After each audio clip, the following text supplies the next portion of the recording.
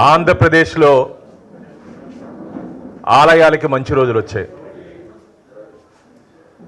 గత 5 సంవత్సరాల్లో ఆంధ్రప్రదేశ్లో ఎక్కడ చూసినా సరే దేవాలయాలపై దాడులు, దేవతా విగ్రహాలు చెవి ముక్కు నరికివేయడాలు, పవిత్ర రథాలు దగ్నమవడాలు, ఆఖరికి పవిత్ర పుణ్యక్షేత్రమైన తిరుమలను కూడా ఒక రాజకీయ పునరావాస కేంద్రంగా మార్చి జగన్మోహన్ రెడ్డి గారు 2019లో ముఖ్యమంత్రిగా ప్రమాణ స్వీకారం చేసిన తర్వాత మా టీటీడీ యాక్ట్ 30 ఆఫ్ 1987కి వ్యతిరేకంగా 81 మందితో ధర్మకర్తల మండలిని నియమించడం జరిగింది.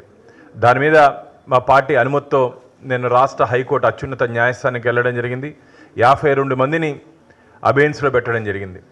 నేను ఆ రోజే చెప్పడం జరిగింది, జగన్మోహన్ రెడ్డి గారికి ఏదైనా పులివెందుల ఆలయం ఉంటే 80 మందితో కాకపోతే